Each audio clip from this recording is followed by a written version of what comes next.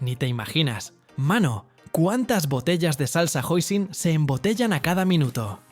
Es una de las salsas más populares del planeta, aunque pocos saben realmente cómo se produce a gran escala industrial. A simple vista, el proceso tecnológico parece sencillo, pero detrás de cada botella hay meses de fermentación, ciencia detallada y miles de horas de trabajo. ¿Te preguntas cómo unos simples granos de soya pueden transformarse en esa salsa espesa y aromática, sin la cual la cocina asiática sería inconcebible? Entonces, vamos a echarle un vistazo a la fábrica.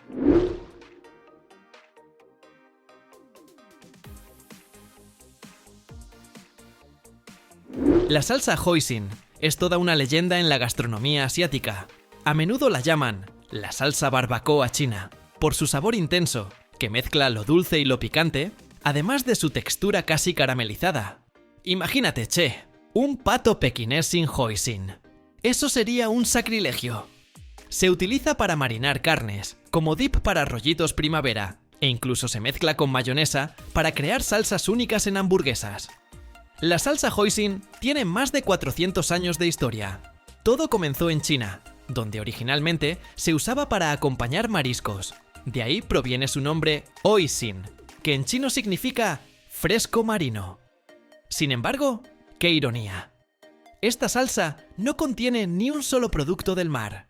Su base la componen granos de soya fermentados, especias, ajo y un toque dulce. Con el tiempo, se empezó a añadir a carnes, vegetales e incluso noodles, convirtiéndose en un elemento fundamental de la cocina china, vietnamita y tailandesa. Pero aquí va lo interesante. A pesar de ser amada por millones de personas en todo el mundo, casi nadie se imagina cómo se produce hoisin a nivel industrial. Las recetas caseras son una cosa, pero el proceso en la fábrica está lleno de secretos. Hablemos de ellos.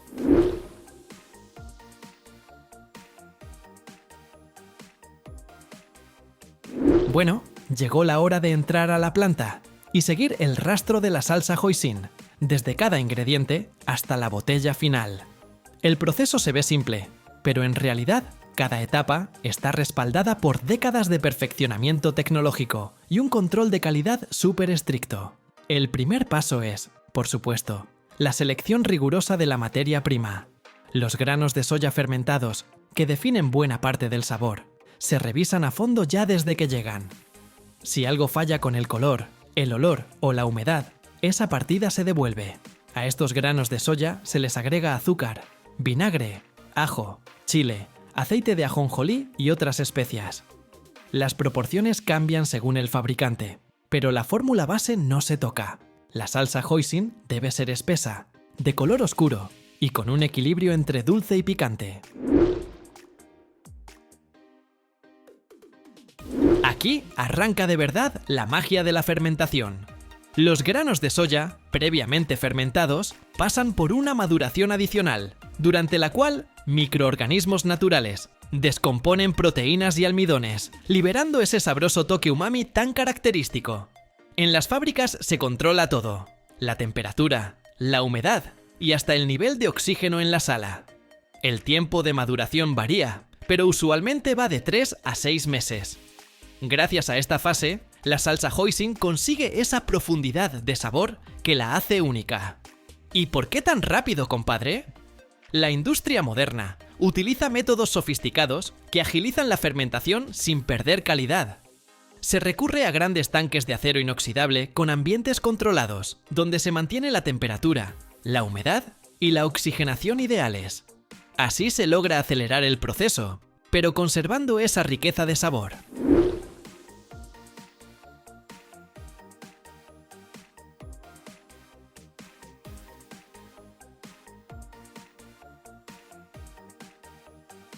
Estos tanques mantienen una circulación constante de aire y una humedad cercana al 80%, lo que crea un ambiente perfecto para la acción de bacterias y enzimas beneficiosas. Al mismo tiempo, se impide la aparición de microbios no deseados que podrían arruinarlo todo. En algunas plantas se añaden inoculantes, bacterias o cultivos de moho similares a los que se usan para fabricar salsa de soya o miso, con el fin de acelerar la fermentación, y volver el sabor más estable. Este paso es clave para el distintivo gusto umami, que se espera de la salsa hoisin. Si la fermentación no sale bien, ni las mejores especias pueden salvar el producto final.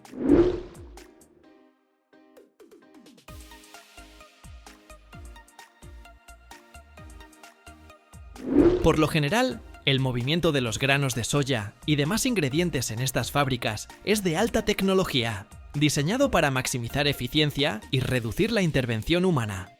Las cintas transportadoras, con sistemas automatizados, permiten un flujo rápido y preciso de un tanque a otro. A menudo son líneas con contenedores de metal o plástico fáciles de limpiar, un detalle muy importante para la higiene. Aunque la fermentación sucede en tanques industriales, para la fase de mezclado se usan recipientes enormes e independientes. Pueden ser tanques diseñados exclusivamente para combinar y tratar salsas, donde todos los ingredientes se fusionan en una sola masa. Suelen tener forma redonda u ovalada, con palas o agitadores, que mueven los ingredientes de manera uniforme. Esto no solo mezcla todo, sino que permite tratar térmicamente la salsa a cierta temperatura, para que los sabores se integren a la perfección.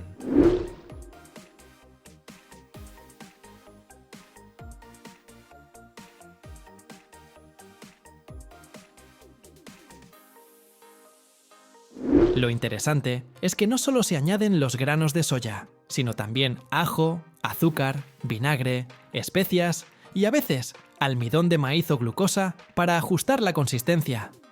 Primero se echan los ingredientes líquidos, vinagre, salsa de soya, agua. Y después las especias secas, ajo, chile, canela, pimienta de Sichuan. Toda esta mezcla se cuece a unos 85 grados centígrados para que la salsa espese y adquiera un color intenso.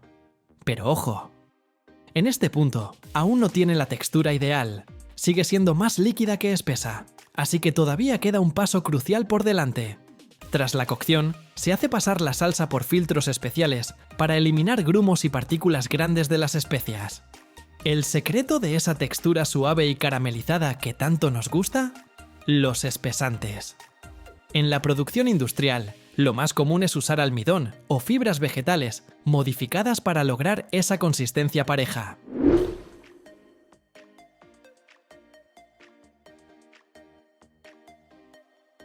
En este momento, también se revisa el color.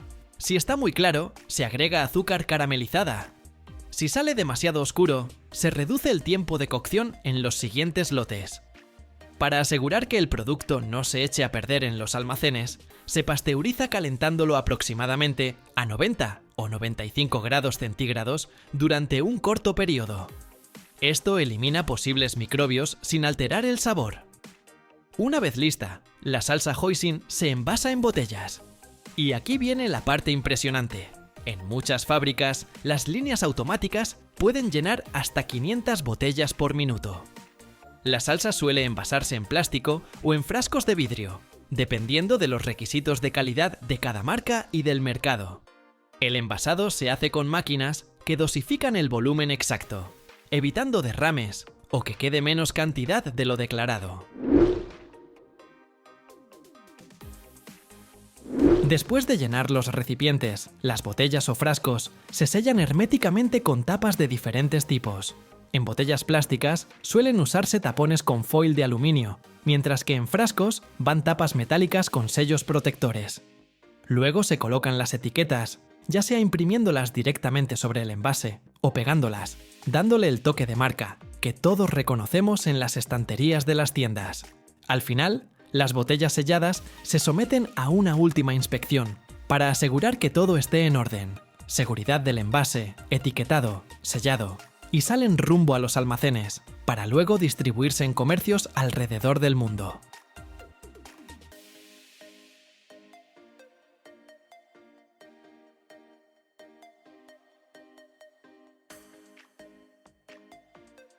Imagínense, 2 años completos para cultivar una sola piña, y luego, apenas 30 segundos, para quitarle la cáscara y cortarla en trozos perfectos. A diario, en las fábricas más grandes del mundo, se procesan cientos de toneladas de piñas, que después se enlatan y viajan miles de kilómetros antes de llegar a tu mesa. ¿Cómo hacen todo ese recorrido?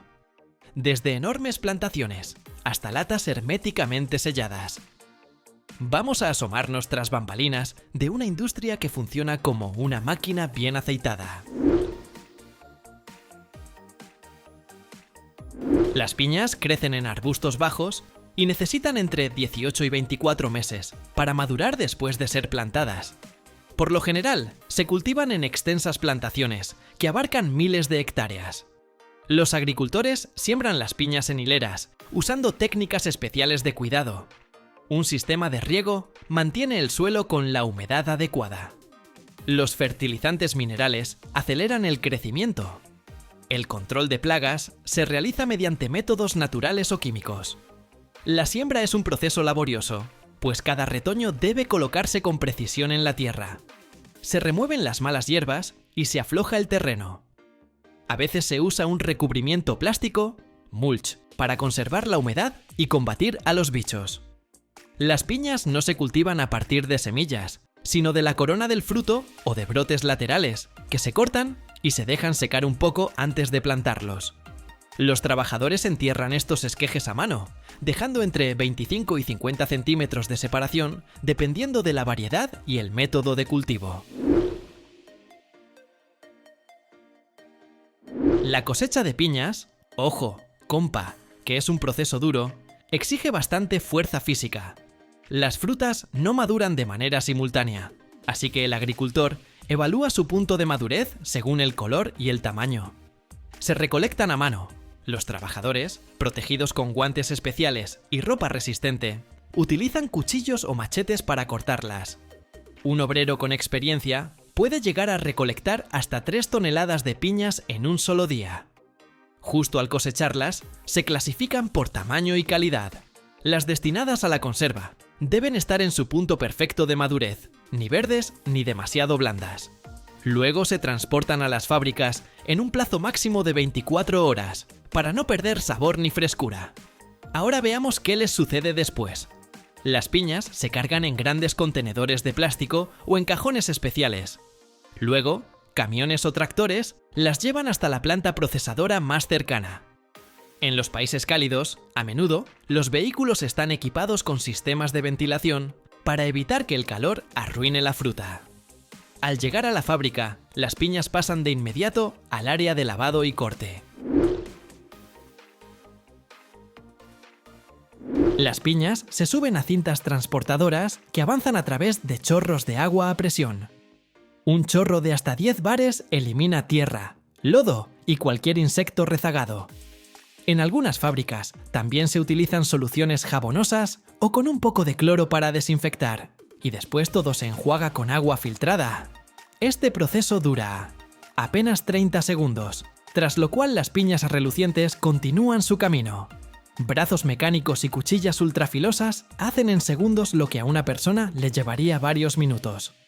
Las cuchillas automáticas retiran la gruesa cáscara espinosa de un solo tajo, dejando solo la pulpa jugosa. Unas máquinas especiales extraen el corazón duro, expulsándolo como si fuera un corcho. Después, las piñas se cortan en rodajas, cubos o gajos perfectamente uniformes. Una máquina puede realizar hasta 200 tajadas por minuto. Para la conserva, la precisión es clave. Sensores computarizados revisan el grosor y el tamaño de cada trozo, asegurándose de que todos sean iguales. Al terminar esta fase, la piña ya no tiene su cáscara punzante. Solo queda la parte tierna y jugosa, lista para envasarse. Las cintas transportadoras llevan las rodajas o pedazos de piña hacia máquinas de empaque automáticas. Por otra línea, se abastecen las latas metálicas o frascos de vidrio, perfectamente sincronizados con el flujo de la fruta. Unos manipuladores robotizados o empujadores mecánicos van acomodando los trozos dentro de los recipientes, respetando el peso y el volumen requeridos. En algunos sistemas se emplea vibración para que la piña se asiente mejor y quede menos espacio vacío. A continuación, se vierte en las latas el líquido que llevará el producto. Puede ser almíbar, jugo de piña o simplemente agua, según el tipo de conserva. Generalmente, este líquido se calienta a temperaturas que rondan entre 70 y 90 grados centígrados para eliminar bacterias y facilitar el sellado. Sistemas de vacío extraen las burbujas de aire, de manera que el jarabe se distribuya uniformemente. Luego las latas pasan a la estación donde se colocan las tapas. Allí, unas máquinas cierran herméticamente la lata en un abrir y cerrar de ojos, creando un vacío seguro. En el caso de frascos de vidrio, se aplica un método de sellado térmico, presionando muy bien la junta de goma o plástico.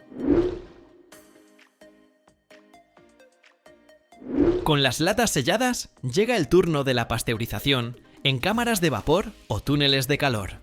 La temperatura en estos espacios alcanza hasta 121 grados Celsius y el proceso dura de 5 a 20 minutos, lo que aniquila microorganismos y garantiza un tiempo de conservación de hasta 2 o 3 años. Tras la esterilización a altas temperaturas, las latas quedan extremadamente calientes y el contenido sigue cocinándose por unos momentos. Para frenar este efecto y conservar la textura de la piña, hay que enfriar las latas con rapidez. Así, las cintas transportadoras las llevan a túneles especiales donde se rocían con agua fría o se exponen a potentes corrientes de aire. En algunas instalaciones, se sumergen en grandes tanques de agua a temperatura controlada. Todo eso puede durar desde unos minutos hasta media hora, hasta que las latas llegan a unos 30 grados. Hay que hacerlo con cuidado, porque si el cambio de temperatura es muy brusco, las latas podrían deformarse o incluso romperse. Cuando las latas están frías, por fin llega el momento de vestirlas con su imagen comercial. Se desplazan por líneas automáticas donde sensores especiales miden la forma y el tamaño de cada una. Se toman rollos de etiquetas que giran a gran velocidad y unos brazos robotizados las aplican con precisión. Para las latas metálicas se usa pegamento o sellado térmico. Para los frascos de vidrio suelen emplearse etiquetas de papel o plástico. Luego, con láser o con tinta, se imprime en cada envase la fecha de producción, la fecha de caducidad y el número de lote. Si una lata queda mal etiquetada o no cumple con las normas, se retira automáticamente. Como último paso antes del envío, se agrupan las latas en grandes cajas de cartón o contenedores de plástico, normalmente en paquetes de 6, 12 o 24 unidades. Posteriormente, pasan por máquinas que las envuelven con una película transparente termoencogible. Las grandes remesas se acomodan en tarimas de madera y se sellan con otra capa de plástico para mayor estabilidad durante el transporte. Finalmente, montacargas robotizados llevan las latas empacadas a enormes almacenes refrigerados, desde donde partirán hacia supermercados, restaurantes y hogares alrededor del globo. Algunas latas pueden recorrer miles de kilómetros antes de aparecer en el estante de tu tienda favorita.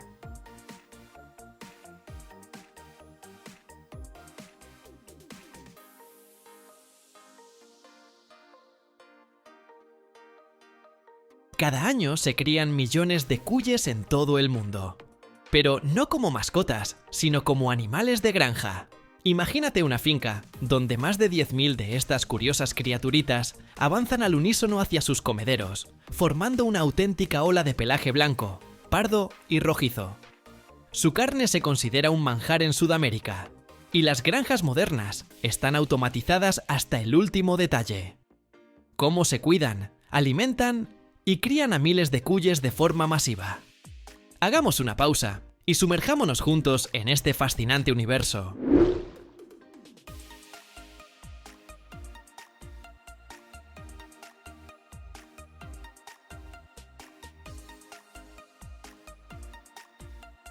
En el Perú actual habita la mayor cantidad de cuyes, tanto domésticos como silvestres, cerca de 30 millones de ejemplares. Una granja típica de cuyes en este país suele ser un gran terreno con múltiples corrales, similares a pequeñas caballerizas o jaulas, ubicados en espacios cerrados o al aire libre. El tamaño de la granja varía según la producción. Las fincas pequeñas, con un máximo de 500 animales, pueden abarcar desde 50 hasta 200 metros cuadrados y suelen estar en los patios de hogares particulares. Las granjas medianas, entre 500 y 5.000 cuyes, se extienden de 200 a 2.000 metros cuadrados y ya son explotaciones especializadas con varias construcciones. Las grandes granjas industriales, con más de 10.000 animales, pueden ocupar 5.000 metros cuadrados o más. Las más enormes alcanzan hasta 2 hectáreas.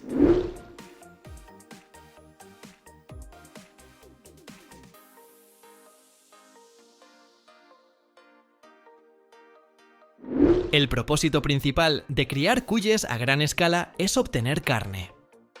El uso de su pelaje y cuero es un nicho menor, ya que no llega al valor de la piel de bisón o de conejo, aunque en ciertas regiones se aprovecha para artesanías como souvenirs. También se emplean cuyes en investigaciones de laboratorio. Pero la carne, ese es el producto estrella. En Perú, Ecuador, Colombia y Bolivia, estos animalitos forman parte de la gastronomía tradicional, pues su carne se considera dietética, alta en proteínas y baja en grasa. En las granjas industriales, las instalaciones están especialmente diseñadas para ofrecer las condiciones ideales. El área principal son los galpones o pabellones cerrados, que protegen a los cuyes de la lluvia, el viento y las variaciones bruscas de temperatura.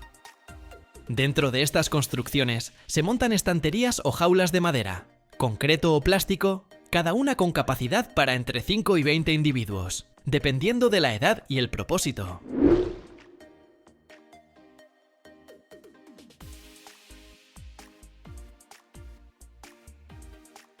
La granja también cuenta con zonas de alimentación, bodegas o cuartos donde se almacena el heno, el maíz y otros suplementos.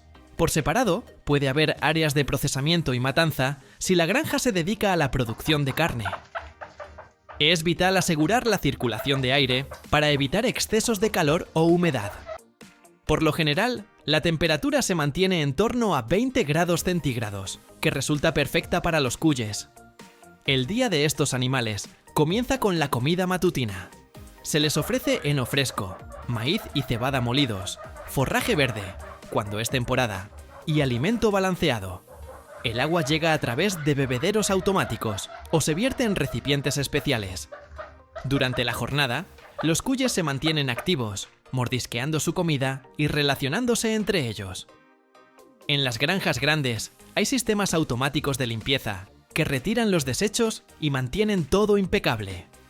2 veces al día, los cuidadores revisan el estado del pelaje, los ojos y el comportamiento del rebaño.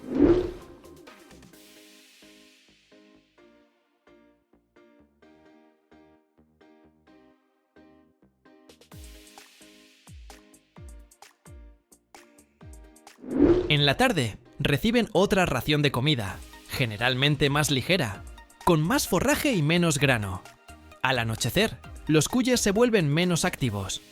La iluminación suele controlarse de manera artificial para imitar el ciclo de luz natural. Antes de dormir, se acurrucan en sus jaulas o casitas, creando un ambiente de calor y comodidad, incluso en el entorno industrial. La crianza se mantiene estrictamente supervisada para asegurar un flujo continuo de ejemplares. Los granjeros eligen a los cuyes más saludables y productivos, animales que pesan entre 700 y 1.200 gramos, con buen tamaño, pelaje brillante y sin defectos de nacimiento. Como son polígamos, por lo general se asigna un macho a 4 o 6 hembras. Se suelen emparejar cuyes de 3 a 4 meses, siempre revisando su salud.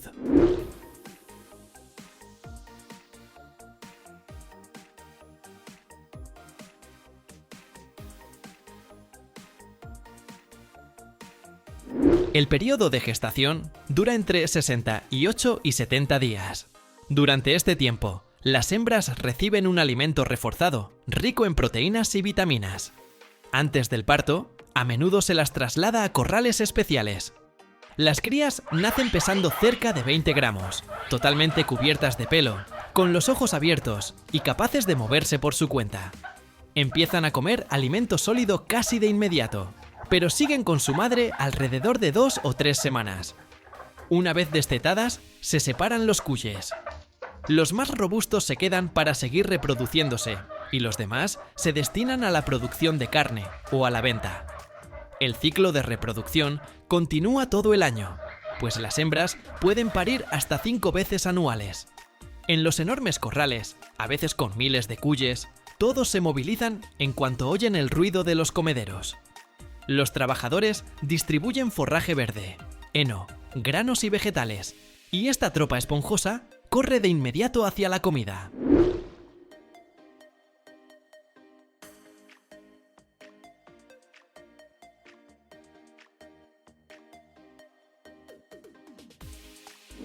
Es aún más impresionante si ocurre en espacios al aire libre. Parece una ola de pelaje pardo, blanco y rojizo, avanzando por la granja. Y cuando se les da fruta o verdura jugosa, se oyen esos chillidos y murmullos tan distintivos. Los cuyes son muy expresivos al comer. Si la granja cuenta con un sistema moderno, el alimento se reparte automáticamente en bandejas, y el resultado es un movimiento sincronizado de miles de pequeños animales abarrotando los comederos. Es todo un espectáculo para quien lo ve por primera vez. En estas granjas industriales, la higiene resulta un factor clave, pues de ella depende tanto la salud de los cuyes como la rentabilidad. Se aplican métodos especiales de limpieza para asegurar un entorno agradable y prevenir la propagación de enfermedades.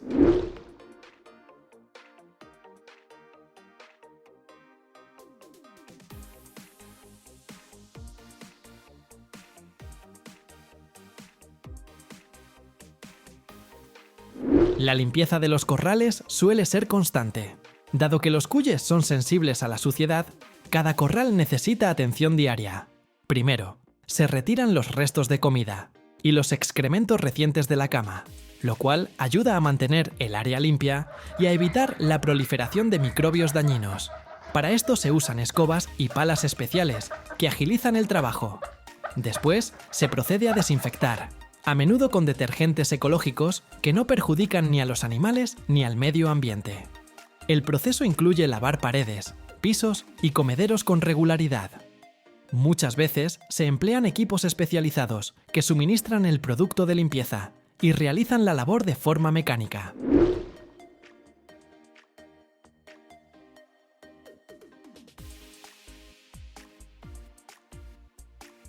La cama se cambia todos los días o cada 2, según el tamaño del corral y la densidad de cuyes.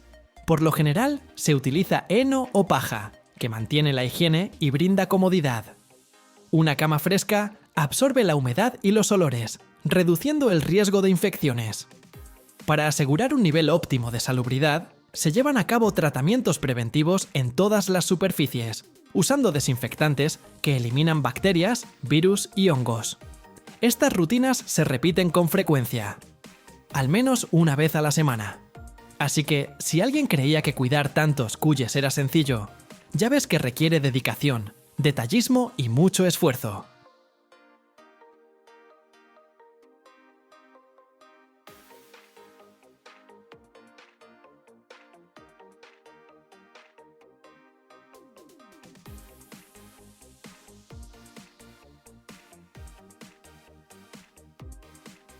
¿Y si te dijera que ya estás bebiendo agua reciclada de alcantarillado?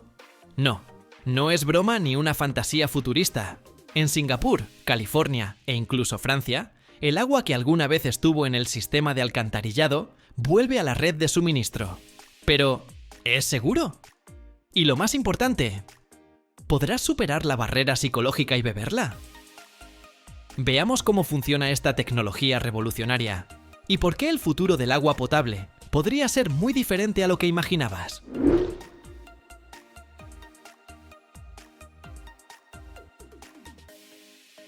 No, no es ciencia ficción. Es una solución real para un problema global, la escasez de agua. Pero, ¿cómo funcionan estos sistemas? ¿Realmente es seguro beber esta agua?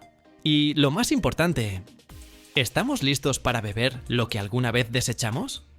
Aquí entra en juego la tecnología de reutilización potable directa, un sistema de purificación que transforma las aguas residuales en agua potable. Básicamente, el agua que usaste para ducharte o que se fue por el inodoro pasa por un proceso de purificación extrema antes de volver a salir por el grifo. ¿Es seguro? Sí. De hecho, es más seguro de lo que imaginas. Esta agua reciclada pasa por controles de calidad tan estrictos que en muchos casos es más pura que el agua potable convencional.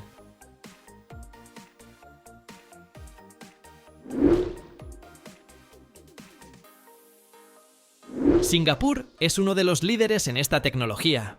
En el año 2003, el país lanzó el sistema Newater, que recicla aguas residuales no solo para uso industrial, sino también para el consumo humano. En Francia, la ciudad de Les Sables-d'Olonne implementó un innovador proyecto para convertir aguas residuales en agua potable. Esta iniciativa es parte de su estrategia para garantizar el suministro sostenible de agua y reducir la dependencia de fuentes tradicionales. Estados como Texas, California y Arizona, en Estados Unidos, ya tienen plantas que purifican agua residual para consumo. En Los Ángeles, hay planes para cubrir hasta el 30% de la demanda de la ciudad con agua reciclada. El primer paso para transformar aguas residuales en agua potable es la prepurificación. En esta etapa se eliminan residuos sólidos, arena, grasas, materia orgánica y otros contaminantes grandes. ¿Cómo funciona? Cuando el agua residual llega a la planta de tratamiento, pasa por rejillas y filtros metálicos con aberturas de entre 3 y 10 milímetros. Estos atrapan objetos grandes como botellas de plástico, servilletas, bolsas, hojas y hasta pequeños objetos arrastrados por accidente. Luego, toda esta basura se transporta en una cinta mecánica y se lleva a plantas de eliminación o incineración. El siguiente paso son los desarenadores, donde se sedimentan arena, grava, fragmentos de vidrio y partículas metálicas. Esto es crucial, porque estas partículas pueden dañar los equipos o bloquear tuberías en fases posteriores. En estos tanques, el agua se mueve más lentamente, para permitir que las partículas pesadas caigan al fondo. Dependiendo de la instalación, esto ocurre en grandes reservorios o en canales angostos con flujo reducido. Otro problema común en las aguas residuales son las grasas, aceites y lubricantes provenientes de la cocina y la industria. Estos se eliminan en separadores de grasa mediante inyección de burbujas de aire ultrafinas. Las burbujas empujan la grasa hacia la superficie, donde se retira con raspadores especiales.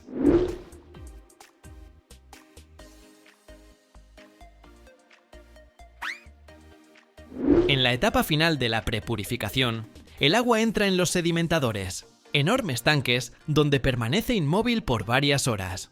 Durante este tiempo, los sólidos pesados se hunden al fondo, mientras que los lípidos y otras sustancias ligeras flotan en la superficie. Los sedimentos acumulados en el fondo se recogen con palas mecánicas y se procesan para producir biogás. La capa superior también se elimina o pasa por filtración adicional. Tras este proceso, el agua aún no es completamente pura, pero ya está libre de contaminantes grandes y peligrosos. Ahora es momento del tratamiento biológico, donde bacterias y microorganismos se encargan de descomponer la materia orgánica remanente.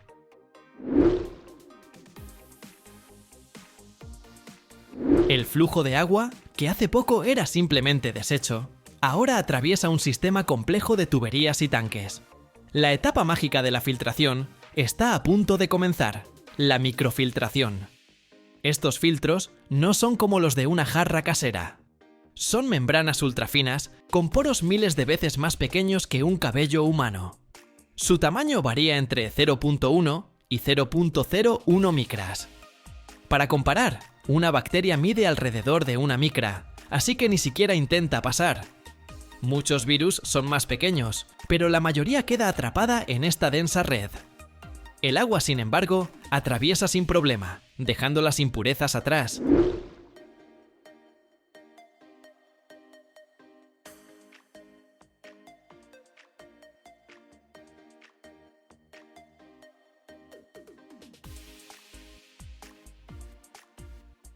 Las membranas de microfiltración pueden presentarse en forma de tubos o placas, por donde el agua se impulsa a alta presión. No gotea lentamente, es forzada a través de millones de microcanales. Este proceso es extremadamente rápido, con sistemas que pueden purificar miles de litros por hora. pero requiere presiones altas, a veces entre 4 y 5 bares, para atravesar las membranas. El agua ahora parece cristalina, pero aún necesita una última fase: la ósmosis inversa, que elimina sales, minerales y contaminantes microscópicos.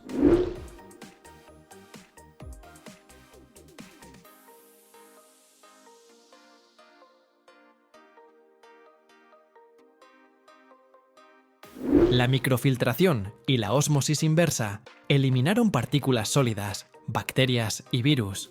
Pero falta el paso final: la desinfección. Lámparas de luz ultravioleta, con una longitud de onda de 254 nanómetros, emiten radiación intensa sobre el agua, destruyendo el ADN y ARN de microorganismos en cuestión de segundos.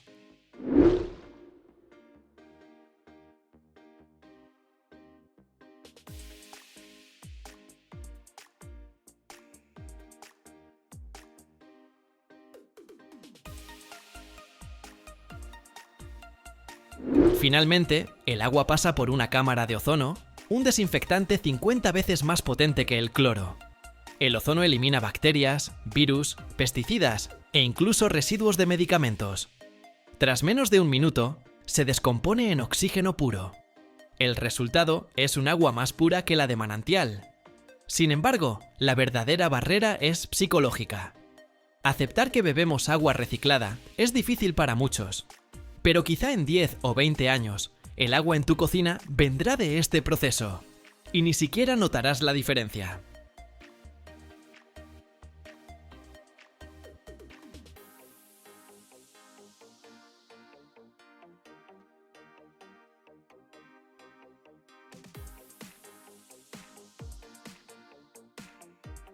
¿Sabías que cada 12 segundos se vende una lata de Spam en el mundo?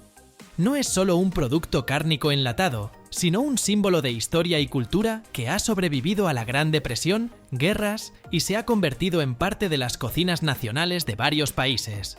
Desde una solución innovadora en los años 30 hasta lujosas cestas de regalo en Corea del Sur, el recorrido de Spam es realmente impresionante. Acompáñanos a descubrir el fascinante proceso de creación de este producto amado por millones. Para entender la creación de Spam, viajemos en el tiempo a la década de 1930, durante la Gran Depresión en Estados Unidos.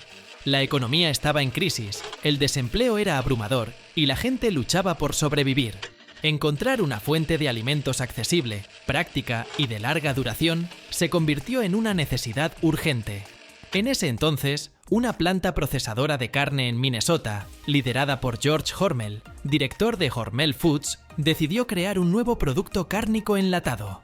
La idea surgió como respuesta a las dificultades de la época. Después de la Primera Guerra Mundial y la Gran Depresión, aumentó significativamente la demanda de fuentes de proteínas accesibles y duraderas.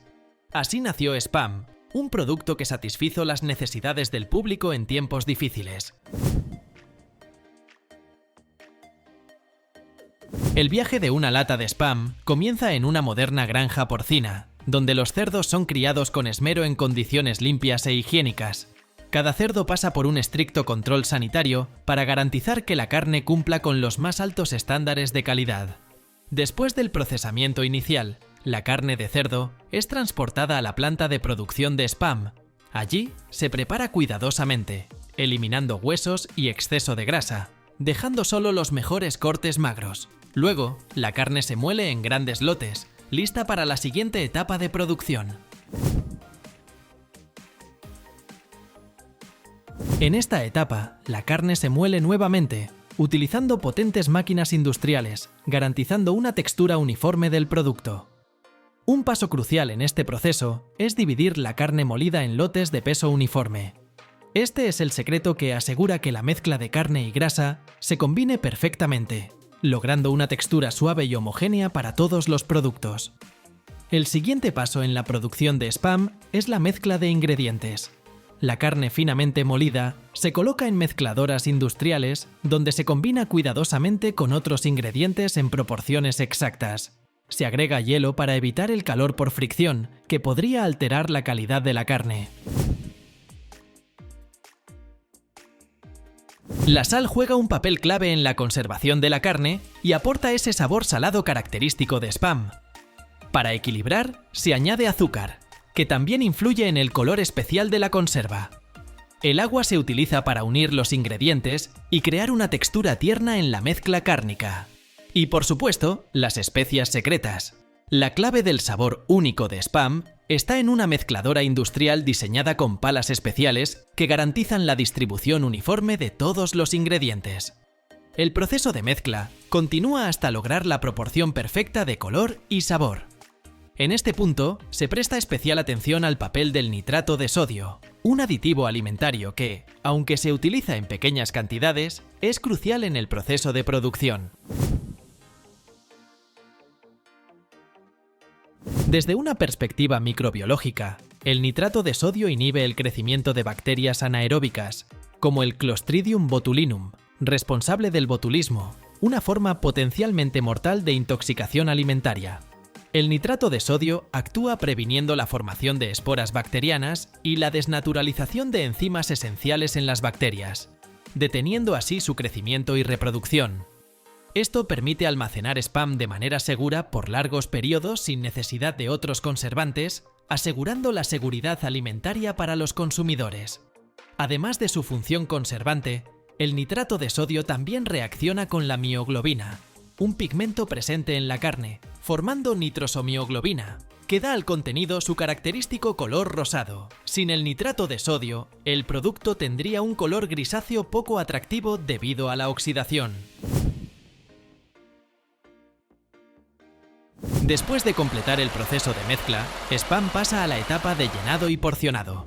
Durante la esterilización, las proteínas en la carne de Spam se desnaturalizan, lo que hace que se encojan y pierdan humedad. Al mismo tiempo, la presión dentro de la lata aumenta debido a la expansión del agua y el aire. Estos dos factores generan presión sobre las paredes de la lata, lo que podría causar deformaciones, grietas o incluso rupturas.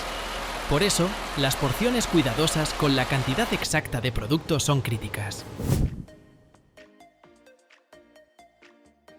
Luego, la mezcla se coloca en una vaporera o autoclave para su cocción completa.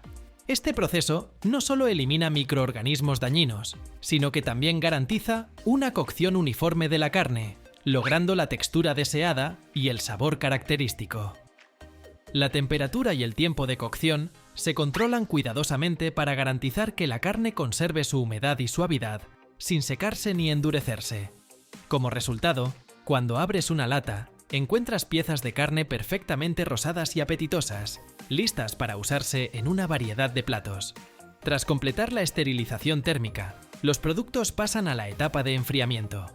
Se reduce la temperatura para que puedan manipularse de manera segura y someterse a controles de calidad. Cada lote pasa por rigurosas inspecciones realizadas por un equipo de inspectores experimentados. Los inspectores examinan cuidadosamente la superficie de cada lata en busca de defectos como abolladuras, deformaciones, óxido o grietas. Todos los productos que no cumplen con los altos estándares de la compañía son eliminados. Esto garantiza que solo los mejores productos lleguen al consumidor. Se presta especial atención a las costuras de las latas, que se inspeccionan bajo luz para asegurarse de que no haya fugas, evitando así la contaminación del contenido desde fuentes externas. Solo los productos que superan estas rigurosas inspecciones avanzan a la etapa de empaque. En las llamativas latas verdes se indican claramente la fecha de vencimiento y la duración. Una sola lata puede almacenarse hasta por 5 años. Imagina que te vas de viaje y olvidas esa lata. Pasan meses y cuando regresas y la encuentras de nuevo, la carne bajo la tapa todavía luce fresca y apetitosa. El origen del nombre Spam siempre ha sido un tema de conversación. Parece que todos tienen su teoría sobre de dónde proviene. Algunos creen que Spam significa jamón con especias, mientras que otros piensan que podría ser paleta de cerdo con jamón, o incluso solo carne. Pero curiosamente, el fabricante ha mantenido el verdadero origen del nombre en secreto. Un dato curioso: Spam es especialmente amado en Corea del Sur. Es tan popular que se considera un plato nacional, presente en la mesa de cada familia. La historia comienza después de la Guerra de Corea, cuando Corea del Sur era un país pobre y los alimentos escaseaban. Spam fue introducido al país por las fuerzas militares estadounidenses como parte de la ayuda humanitaria y rápidamente se convirtió en una valiosa fuente de alimento, ayudando a los surcoreanos a superar tiempos difíciles. Pero el amor por el producto no se detuvo allí. Los surcoreanos han ideado innumerables formas creativas de incluir spam en su cocina, desde platos simples como arroz con spam y ramen con spam, hasta preparaciones más elaboradas como estofado de kimchi con spam, panqueques de spam y kimbap de spam. Hoy en día, en la cultura surcoreana, incluso se empaqueta spam en lujosas cestas de regalo como símbolo de respeto y afecto hacia el destinatario. Los verdaderos fanáticos deberían visitar el Museo Spam en Austin, Minnesota, Estados Unidos. Aquí puedes explorar su historia, el proceso de producción y todos los datos curiosos sobre este alimento único.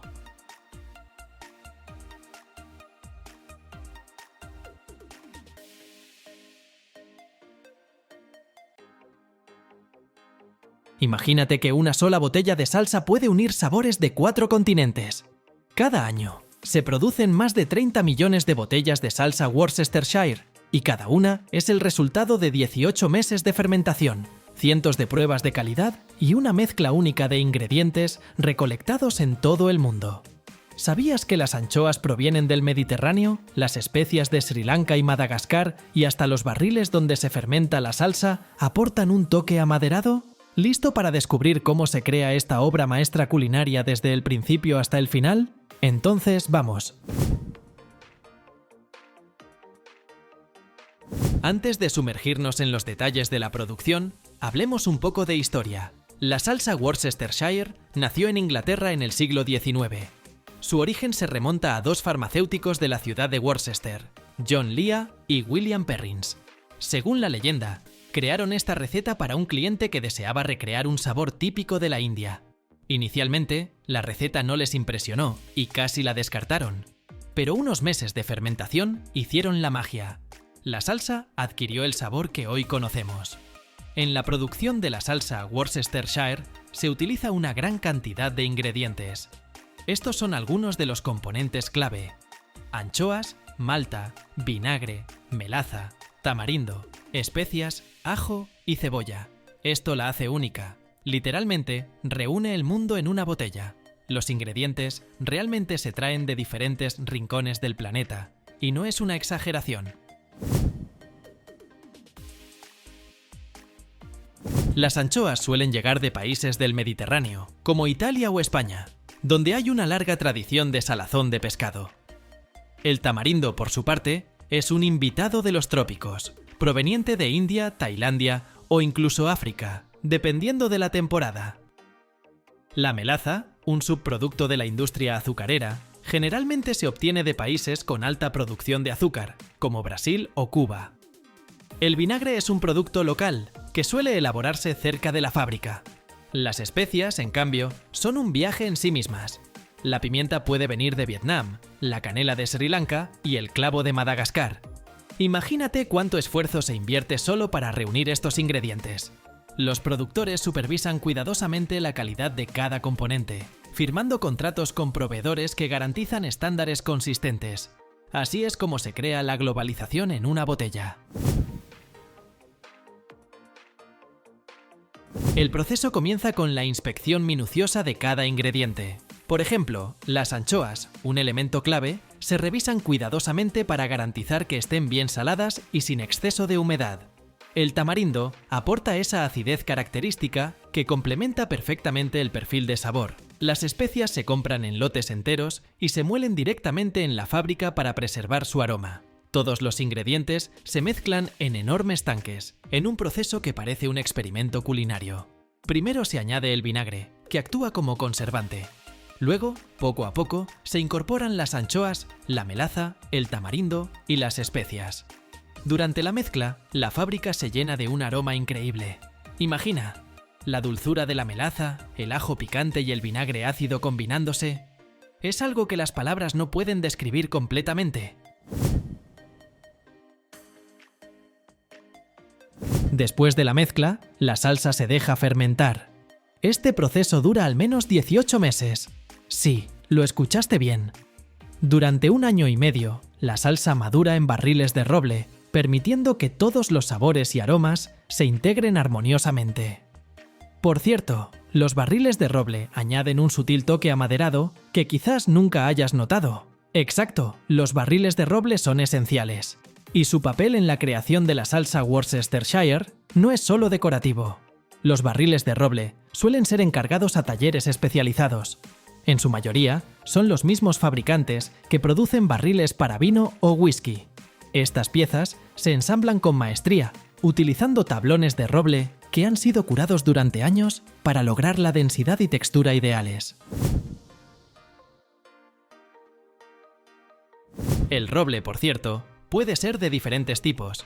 Por ejemplo, el roble americano aporta notas más pronunciadas de vainilla, mientras que el roble europeo ofrece un aroma amaderado más suave con un ligero toque amargo. La mayoría de los productores eligen roble de regiones como Francia, Estados Unidos o incluso Europa del Este. Curiosamente, los barriles no siempre son nuevos. Algunos ya han vivido en el mundo del vino o los licores, añadiendo aún más matices al sabor de la salsa.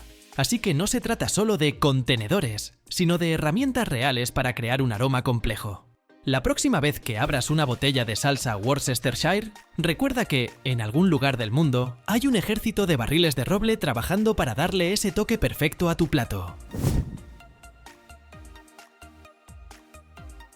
Tras la fermentación, el líquido se filtra cuidadosamente para eliminar cualquier partícula sólida, pedacitos de especias, anchoas, etc. En este paso se utilizan filtros especiales similares a tamices, que conservan el sabor intenso, pero aseguran una textura homogénea. La salsa ya está lista para ser embotellada. Este proceso se realiza en líneas modernas, donde las botellas se llenan y sellan automáticamente.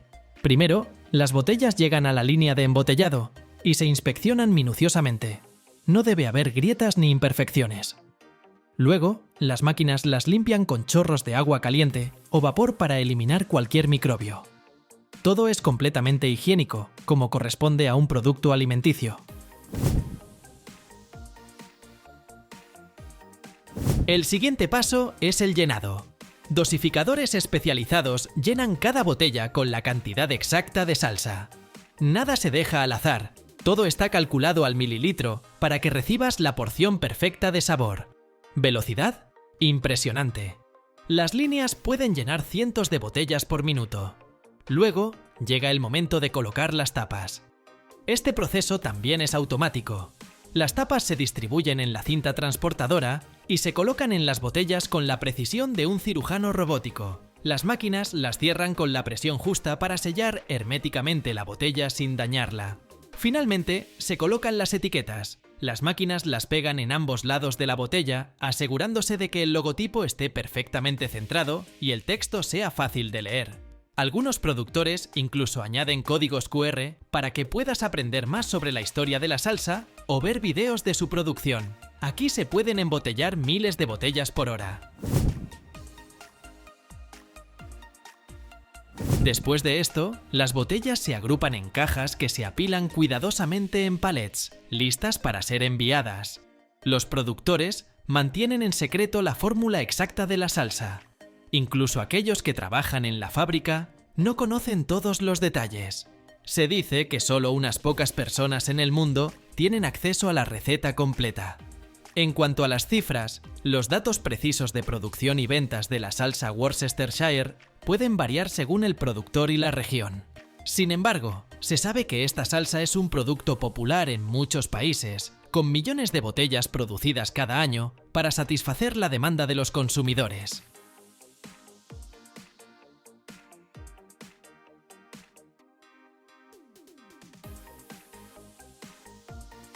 ¿Sabías que una sola plantación de espárragos puede dar cosecha por hasta 20 años y que el primer brote surge apenas después de 2 años de haber sido sembrada?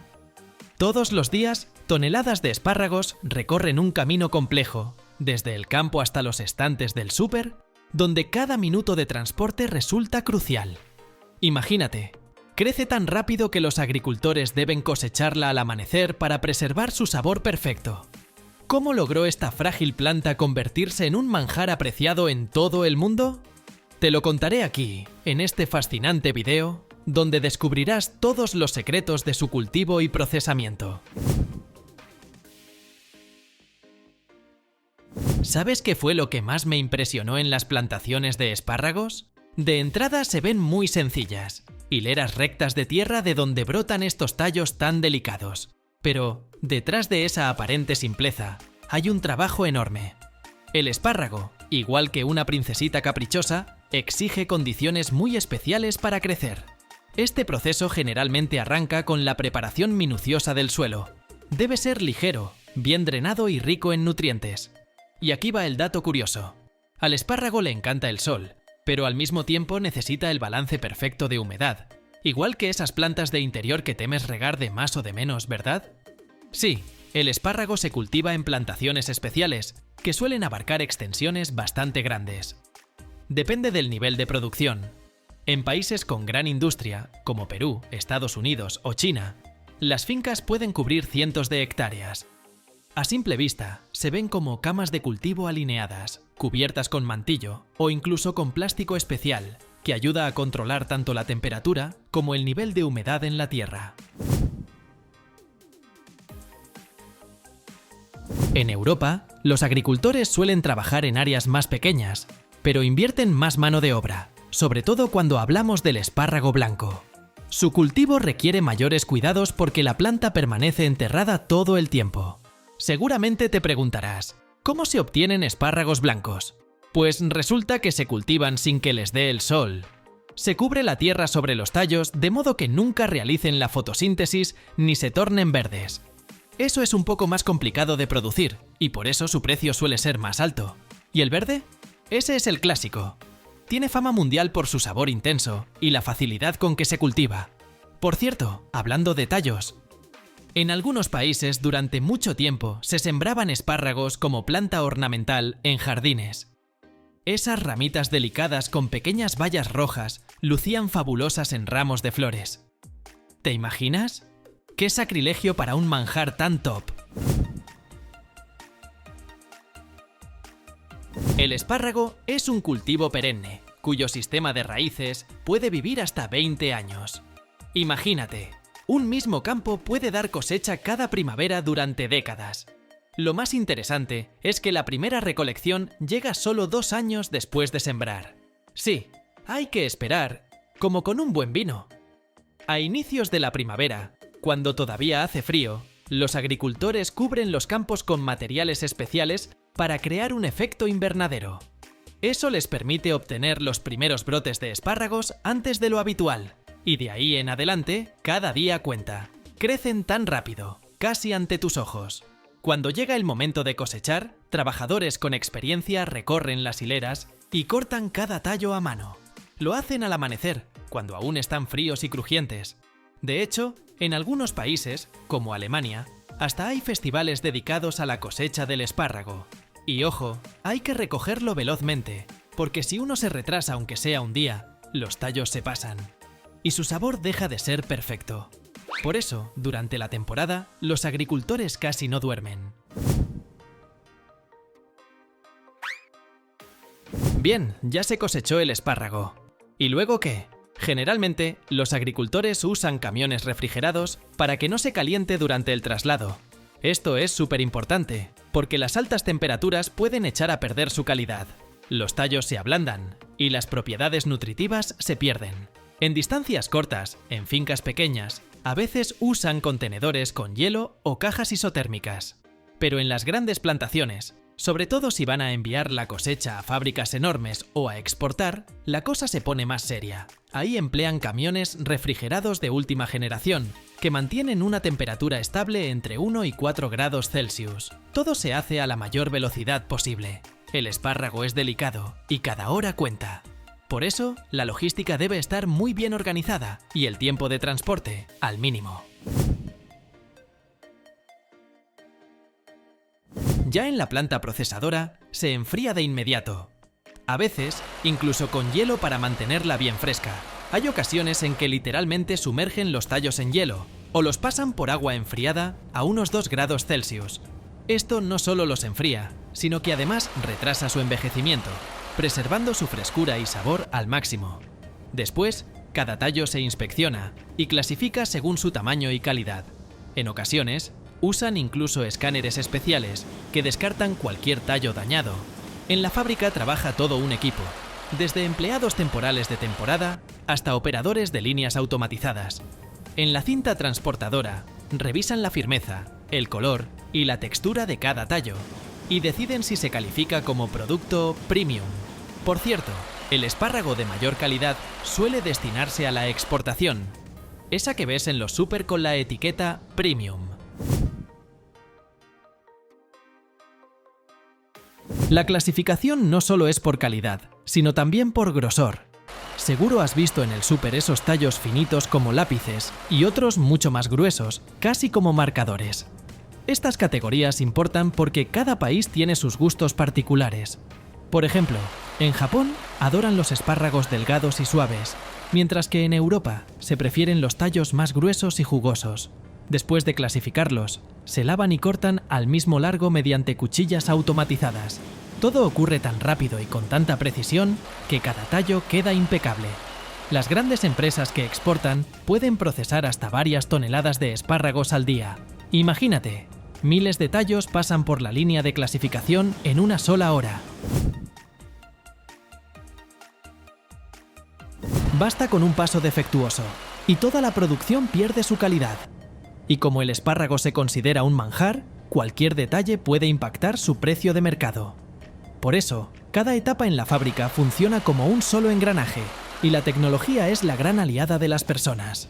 La próxima vez que compres un manojo de espárragos perfectamente alineados, ten la certeza de que detrás de esa belleza trabaja un ejército de profesionales y una organización impecable. O puede que ni siquiera sea un manojo. En distintas partes del mundo se empaqueta de diversas maneras, en cajitas de plástico, en bolsas al vacío o incluso en envases ecológicos de papel craft. A veces, hasta añaden etiquetas con consejos para cocinar este manjar. Cuéntame, ¿cómo se vende el espárrago en tu país? La visita resultó tan fascinante que el próximo año quiero participar en las competencias de recolección de espárragos. Los participantes deben juntar la mayor cantidad posible en un tiempo limitado, cumpliendo reglas muy estrictas. Los tallos tienen que estar enteros, con la longitud adecuada y sin daños. Romper un tallo frágil o arrancarlo junto con la raíz implica sanción inmediata. A menudo, los ganadores reciben premios que van desde reconocimientos honoríficos hasta canastas llenas de delicias hechas con espárragos. Y todo sucede en un ambiente festivo con música, degustaciones y un espíritu de celebración. ¿A poco no suena increíble?